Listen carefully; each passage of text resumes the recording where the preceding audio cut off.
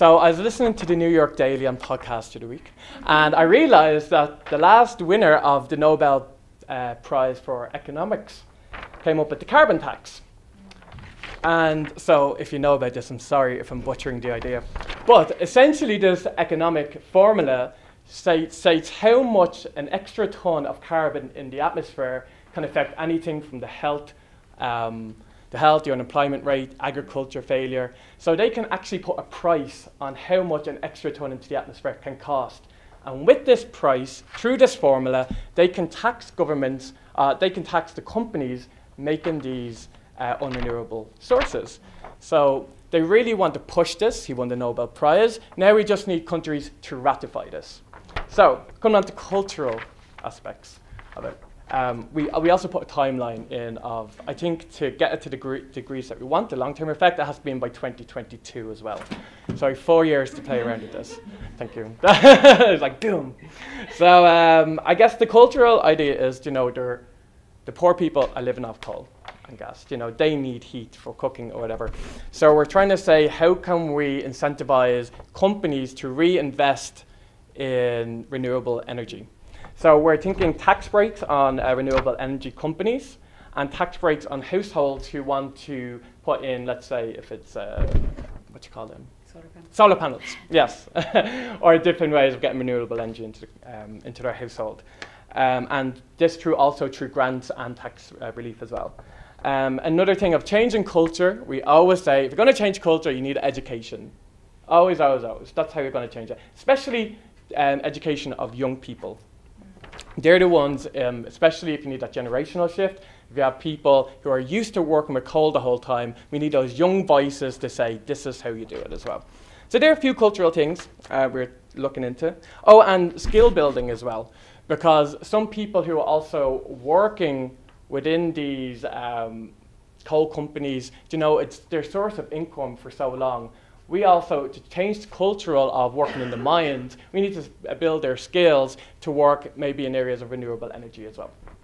Yeah. And we're aware as well that like this could be a company that doesn't really understand or know about the concepts of renewable energy. So you need to, you know, like what the hell is a solar panel? So you need to teach them about what that is, but obviously in a way that's accessible to people and it's not something super complex. And you're still using, you know, they might say, oh, well, we've got the coal mines, that's our natural resource. Well, actually, you know, the sun is there and the wind is there. So that's something that you can use as a natural resource as well. Yeah. And then the economical input. Well, the main thing about the carbon tax is the incentivization of coal companies and reinvesting in renewable energy, because they're like, this is where the money is long term as well.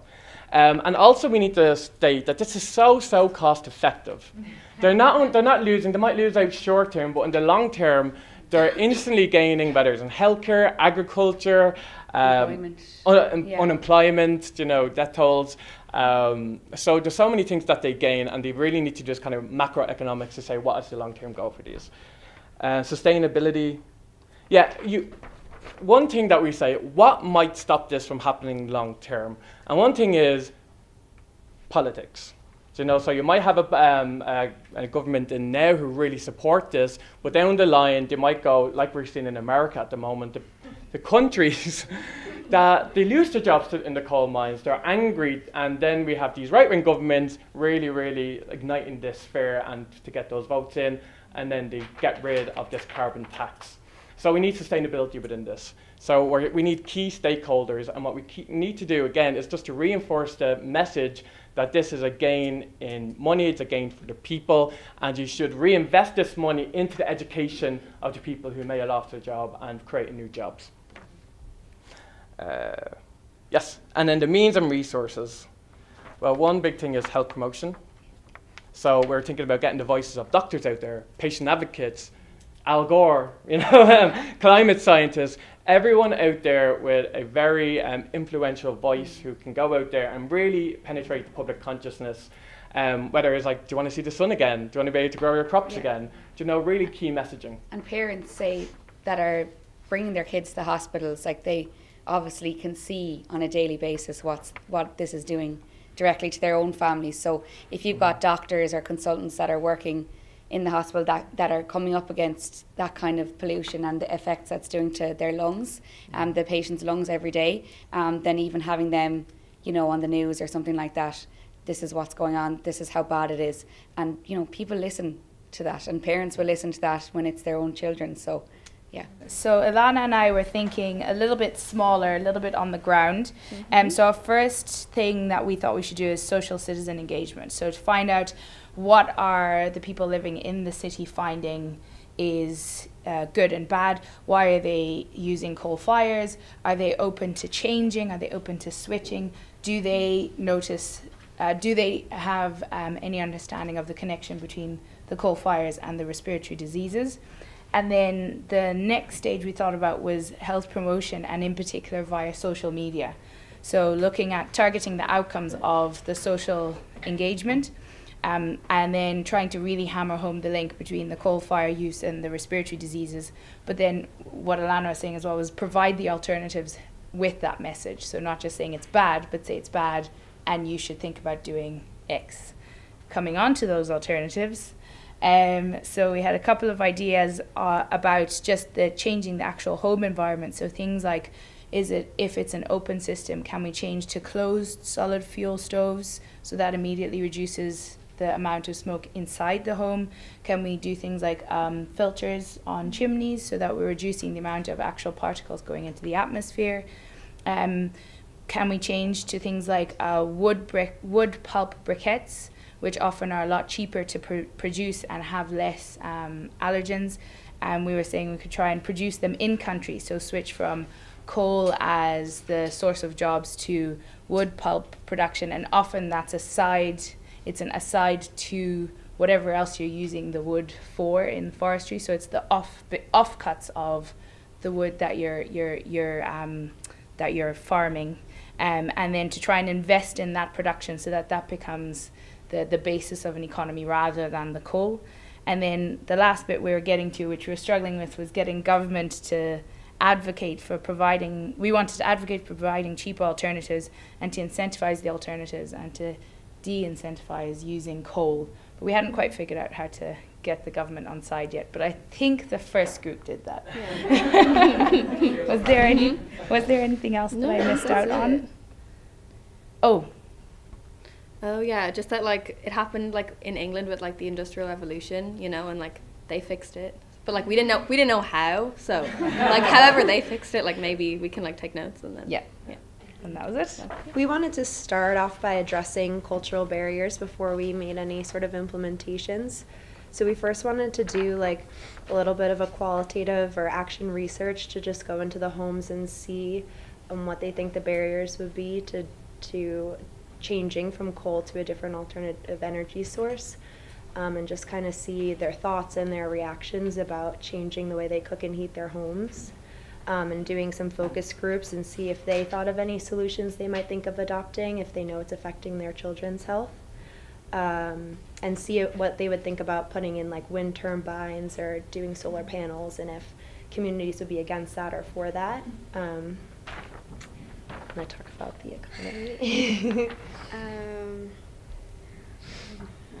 Yeah, so like we were looking at like creating more green areas, and if there is green areas, like to kind of improve them and make people aware. So like awareness campaigns would be big,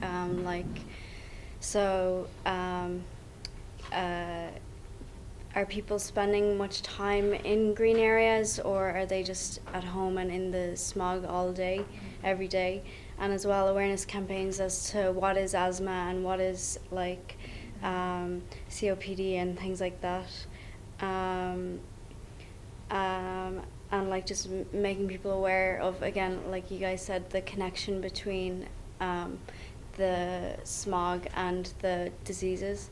And then like, so economy is a tough one, so you'd have to, so it's the poorest that are being affected the most, so any kind of renewable energy would have to be affordable for them as well, which is tough because it is expensive. So we were thinking of like you know, if like, so wind turbines or solar energy can be invested in, that this could like eventually reduce the healthcare costs and the pressure on like respiratory services. But again, like a big thing, like you guys said, is creating incentives for sustainable energy companies to come to the city and to be involved, and as well having the population be aware of that. Not sure how am I saying it? I think that's pretty good. We talked about the coal workers would probably have one of the biggest issues with moving from coal to sustainable energy. So I think someone touched on like maybe retraining the coal workers to have skills where they could work in these new jobs of sustainable energy. And if these big companies are coming in to get tax breaks for them, incentivized to come into the city, and then maybe they'd be able to pay their workers a higher wage than they were even making in the coal to begin with. So that could be an incentive to kind of just switch the industry. Yeah. And like infrastructure as well, like how the houses are built, ventilation and things, does that impact on the heating? Like if houses were built, what were you saying? Yeah, I was doing habitat in New Mexico, and we built everything with adobe bricks, so it kept it really warm in the summers and really cool in the summers, really warm in the winters, because they have two extreme weathers. So if we could maybe think of a different way to start building these houses where they don't have to use as much coal to heat, if it's more of a natural like heating system, the way you build the house might help in the poorer areas if they're just built a different way to begin with. We thought that, like, we kind of wanted to understand what the problems were, and we thought that it would quite likely be partly due to like rapid urbanization and people moving from the countryside where they've been using maybe like wood fuel to using coal. And we didn't specifically talk about kind of what some of you guys did about like engaging with the community to find out, but I actually think that's really important. So yeah, what do we want to do first? So for upstream prevention, it's very important to have a proper educational system where they educate the younger generation and the older generation how the coal and the smog and everything is causing a lot of issues to health, especially to the younger children, because they're very susceptible to pneumonia, asthma. So having that education done will be the upstream prevention. And then for downstream, we would have special health care for people who are affected with pneumonia and lung diseases. And so we've also came up with sort of prevention techniques by having giving out free masks that are disposable, that are given from clinics or schools. Yeah, we thought like kind of targeting schools to give these out for free would be really important, because it's especially important in young people and in families, but also potentially like in hospitals for pregnant women and for their families. And another thing that we also thought we could try and do through schools is giving out like monitors, so just so that people can actually monitor what the conditions are like in their own house. Might be a bit of an eye-opener. So for me, like I come from Singapore, and once a year there's a huge smog season where Indonesia and Malaysia, they would burn down palm tree soil to replenish. And for us, we have these apps where they tell us how bad the smog is right now, and then they will tell, okay, so school is canceled this day, or you can go out safely, or you could do outdoor activities on that day. So just telling the public how bad it is right now is also a good way to inform how bad it's for your health. And we also had a few more kind of small actionable ways that we thought education could be provided about this. So we thought that it's really important to get it through schools, so maybe like in textbooks in the curriculum, so it's quite widespread. And we also think, you know, campaigns like on social media, on like posters in the street, or even like, you know, how we have kind of on cigarette packets, like how bad it is for your health, maybe on like when people sell coal, this kind of information, so that every time people buy it, it's actually like reinforced and that they have to be aware of it. And then in terms of more higher up in the government, we also thought that it would be really important to subsidise gas and renewables if that's feasible. We're not really sure how much more expensive renewables might be compared to gas. But especially in terms of putting this into new homes, because it might be more difficult to change over what's already in place. But in new homes, maybe it would be easier to build these with like better infrastructure already in place. So in Mongolia, they're going through the exact same situation. And one thing that's a problem is that the Mongolians, they don't realize how using the cheaper coal can lead to a bigger cost as treating pneumonia, treating people, all because they have like 3 children, 4 children per family, and they all have like some sort of lung disease, just letting the public know how it could be more cost effective by using a better source of fuel can be long-term efficient for the family's sake.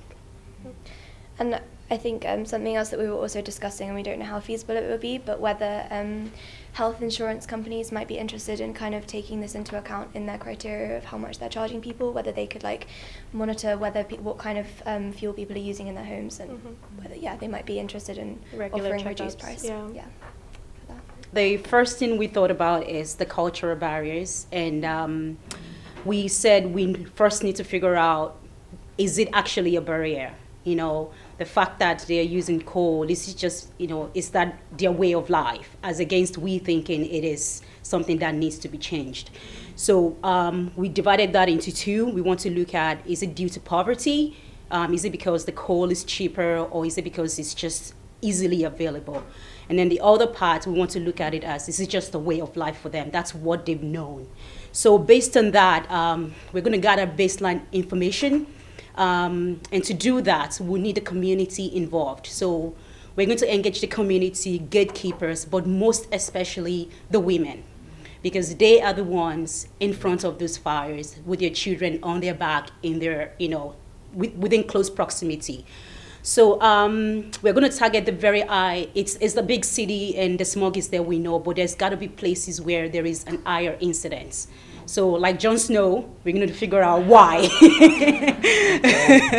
So we're going to have a look at that and see if there are other determinants of health that is, actually adding up to the lung, diseases. And then what else? So the information we gather from this is going to inform our planning and any of the initiatives. So we'll stop there with the people, and then we want to go now to the policymakers. There is absolutely nothing we can do about air pollution without the policymakers. So we want to know what services are available. It's a city. Do we have electricity? Do we have any alternative means or cleaner means of fuel that could be used, since it's a city? If there are, what are the barriers? So we're going to engage the policymakers, and we said we're going to do a consensus meeting, something like that, and have policymakers, healthcare providers, and also people from the city, like the actual people. So having all them together in the same board will inform, people will throw ideas at each other. So the solution obviously is to provide cleaner fuel, but that's not something that's going to happen in a day or in a month. So that's the awareness that we need to come up with. These things are not going to change. The people might not be open to using electricity in their house, because I know there are some people that when you ask them, say, oh, the gas is not safe, my kids can go and open it. So those are the avenues that we first need to target. It's not just giving them the clean energy. It's more of, slowly or gradually creating awareness and knowledge. I don't try to like the word education, because I feel like you're just like, boom, giving it to them. It's more like increasing their awareness of, the outcome of this. Like we said, the policymakers are the key ones. So the slogan we are going to use with them is, these children are actually the economic future of the city or of the country. So if they're growing up with lung cancer or pneumonia, in the next 20, 40 years, this country would have no economic population to work on.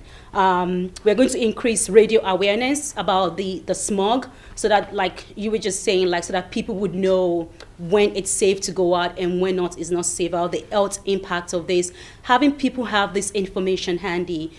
Somebody's not going to stop using coal like that. So it's more about increasing the awareness, and that is where our solution will focus on. And then on the long, I'm saying everything like, jeez. You're doing well. No, you've done well. Keep going. Well, that's about it, isn't it? Well, Yeah. I think one of the issues we did discuss as a kind of side issue is, what about the people who make the coal? Because they'll be threatened by this. And therefore, I think somebody else said about repurposing the coal producers into something else. And I think that's a possible solution. Yeah. And certainly in countries, well, I mean, like the UK, but otherwhere in Ireland as well, we did address smog way before we had widespread access to alternatives, simply by producing smokeless coal, smokeless fuel, which can have an immediate huge impact. Yeah. But the long-term sustainability of that. Yeah, and one of my own personal beefcake with, providing smokeless one is the fact that they still actually produce the particulates. And I think we need to be very aware of that. So I just don't want us to give them a solution like, smokeless. If we are going to give a solution, it has to be the solution. It might take years for the solution to be implemented and to take phase, but it's better to have this solution than actually just saying, okay, let's put filter, let's do this, because these are just temporary measures. And like somebody was saying, another politician will come and cross that off. But if we make it a way of life for the people, then it definitely will sustain itself. Yeah, brilliant.